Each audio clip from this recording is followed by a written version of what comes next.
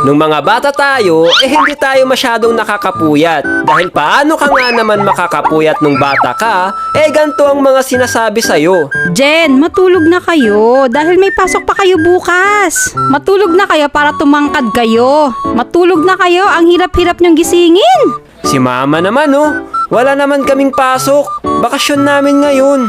Aba, sinasagot-sagot mo na ako ngayon. Bakit hindi mo sabihin dyan sa mga viewers mo kung gaano ako nagpuyat para palakihin kayo? Grabing reverse card naman yan, ma.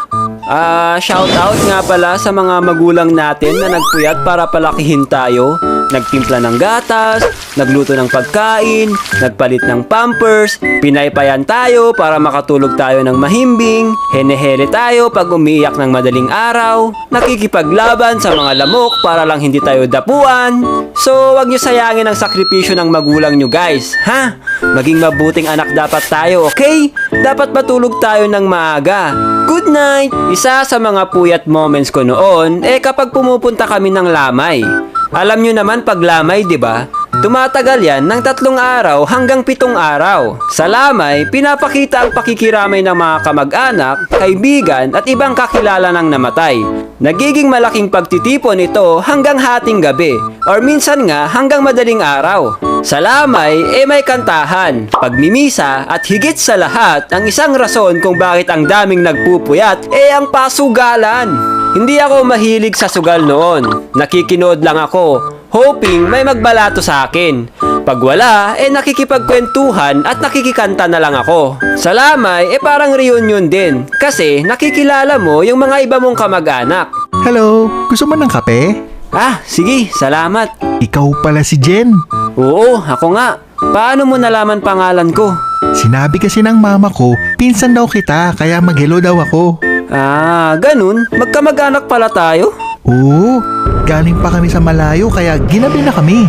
Buti, safe kayo nakarating. Kaya nga inaantok na nga ako, buti may kape.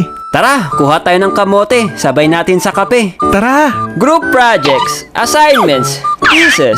Ito yung mga bagay na nagpapapuyat sa mga estudyante, lalo na nung panahon namin na walang internet sa bahay. Walang smartphone na pwede kang mag-load para may internet ka. Walang ganon. Kailangan mo pa talaga pumunta sa com shop para mag-research. Naalala ko tuloy yung reaction paper ko noon. Sa sobrang wala akong maisip, isang paragraph lang ang nagawa ko. Tapos nahiya pa akong i-submit. Asus, para namang gumagawa kanyan dati. Shhh! Hindi mo lang alam, meron akong project na talagang pinagpuyatan ko. Partida, mag-isa ko lang nun kahit group project pa yun. Hindi ko nga siya natapos lahat kasi naubusan na ako ng ilalagay. Pero nakapag-submit pa rin ako at medyo mataas yung nakuha kong score doon. Pero bagsak ka pa rin. Nye. Computer games. Yes! Dito talaga ang maraming puyat moments ko nung bata ko. Naging laman ako ng computer shop. Lagi kaming nag-overnight nila Pinya. Yung mga baon namin ay iniipon namin para lang may pang-overnight. Kaya wag nyo kaming tularan, guys. Ano boy? May pang-overnight ka na? Meron na boy. Ano, tara? May kumot na ba tayo? Malamig doon. Meron na boy. Maraming karton doon. Pwede na yun. Kape boy, meron na. Kape? Check men. Kaping matapang to. Hindi tayo aantukin. Cup noodles boy, meron na. Nakakagutom pa naman maglaro. All goods men. May skyflakes pa. Alright, let's go! Boy, magle-level up na ako. Change class na ako nito. Uy, antayin mo ako. Samahan mo muna ako dito men para mabilis ako mag-level up. Sige, saan ka ba nagpa-farm? Dito lang sa mga level 38 na monster. Mahina ang XP dyan. Tara, boost kita. Doon tayo sa level 45 na monster.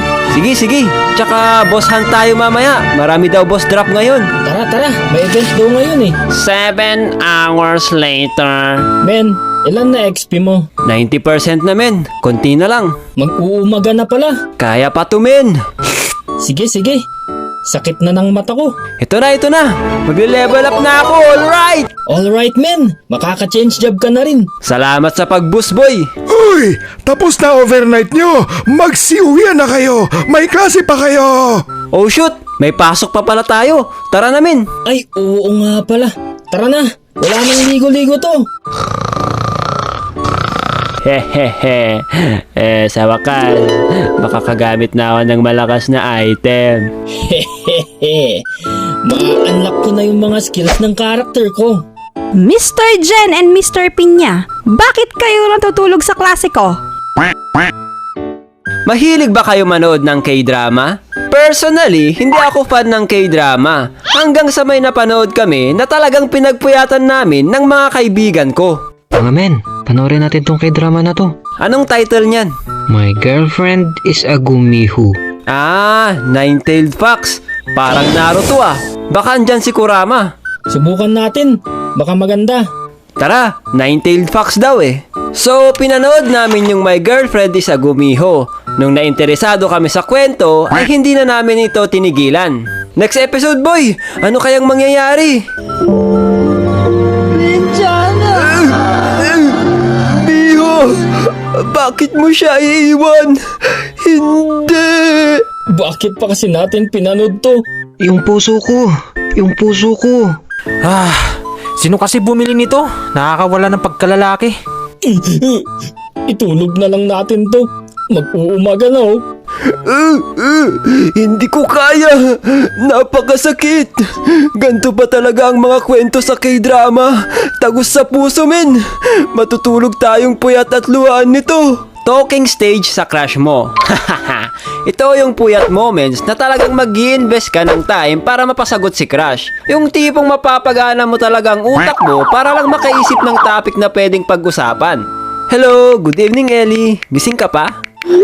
2 hours later. Hi Jen, SLR. Kakakain ko lang. Bakit? Wala lang. Hehe. May ginagawa ka ba? Eto, nagpapatunaw lang bago matulog. Hindi naman ako nakakaistorbo, no? Hindi naman.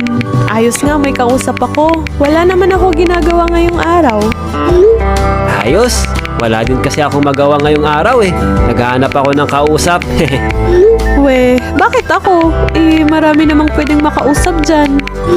Ikaw gusto ko makausap eh. Bakit nga ako? Masaya ka kasi kausap. Asus, sinasabi mo lang yan eh. Totoo nga. Okay, so ano next natin pagkukwentuhan ngayon? Oh shoot, eto na naman. Kailangan ko na naman mag-isip ng topic. Anong paborito mong number sa electric fan? 1? Bakit naman? Kasi ako number 1 fan mo eh. Asus! Oh, ikaw, ano paborito mong number sa electric fan? Wala eh. Hindi kasi kami gumagamit ng electric fan dito. Oh, siguro hindi mainit dyan sa lugar nyo, no? Oo, malamig dito. Sarap siguro mamasyal dyan sa inyo. Oo naman. Gusto mo ipasyal kita dito? Sige ba, basta libre mo ko. Hati tayo. Siyempre, hindi lang naman ikaw mamamasyal eh. Ngek! Sige, sige. At sila'y nag-usap magdamag hanggang sa naubusan na ng bagong topic si Jen. Uy, ano na, tagal mong mag-reply ha. Mag 10 minutes na. Ay, sorry. May ginawa lang ako saglit. Oh shoot, wala na akong maisip na topic. Wala na siguro tong matapik. Uy, matulog na kaya tayo. Mag-uumaga na, oh. Oo nga no. Tara, naantok na rin ako eh. Tuloy na lang natin ulit next time. Sige, good morning. Good morning night din. Woo! Naubusan ako ng topic dun ah. Di bale, mag-research na lang ulit ako ng mga pwede pa naming pag-usapan. Puyat moments sa trabaho. Sa tingin ko, ito talaga ang may pinakamaraming nagpupuyat. Tulad ng mga nagtratrabaho sa call center, security guard, programmers, at syempre mga animators. Nung nangangarap pa lang ako maging animator, hindi pumasok sa isip ko na makakaranas ako ng pagpupuyat dito. Ang iniisip ko lang noon, gusto ko lang mag-animate. Yun lang. Pero nung kailangan ko na maghanap ng trabaho, dito na. Dito na ako pinagsasampal ng katotohanan. Nung unang work ko bilang isang animator, excited pa ako. Talagang animate lang ako ng animate. Pero nung tinambakan ako ng trabaho, eto na. Na-activate na naman ang godly puyat mode ko. Okay lang naman sa akin kasi maraming trabaho, maraming pera. Pero pag may deadline, need mo mag-rush at isacrifice ang tulog. Kaya pala tinawag na deadline. Kasi pagdating ng deadline, paktay ka na rin. Naalala ko tuloy yung 2 hours lang tulog ko kada araw. Leche, para akong lumulutang. Akala ko nga kinukuha na ako ni Lord eh. Jen, you've done enough. You can rest now. Hindi pwede. Paano na lang yung mga bills ko, Lord? Tsaka marami pa akong pangarap. Okay, Jen. Pagbibigyan kita. Basta matulog ka ng 8 hours a day. Thank you, Lord! Overthinking malala. Naranasan nyo na ba yung antok na kayo tapos nung matutulog na kayo, hindi kayo makatulog? Yung feeling na kapag nakahiga kayo, doon lang na-activate yung utak mo, tapos hindi ka patutulugin. Bigla kang mapapatanong ng, sino ba ako? Anong purpose ko dito sa mundo? Ano kayang mangyayari sa akin sa future? Tapos maaalala mo pa yung mga kahihiyan at mga bad decisions na pinaggagawa mo. Sana hindi ko na lang ginawa yun. Dapat kasi ganito na lang ginawa ko nung araw na yun. Hay, siguro kung tinuloy ko yun dati, ganito na ako ngayon. Nagpupuyat pa rin naman ako ngayon, pero paminsan-minsan na lang. Itong mga pinag-upload ko sa YouTube, halos lahat yan, pinagpuyatan ko. Pero sinisigurado ko naman na nababawi ko yung mga tulog ko. Kaya sa mga nagre-re-upload dyan, pahiya naman kayo. Hindi healthy ang pagpupuyat, pero minsan para sa pangarap, sinasakripisyo natin ang mga tulog natin. Kaya sana kung magpupuyat lang din kayo, sana para sa pangarap nyo na lang guys, huwag na sa maling tao, char.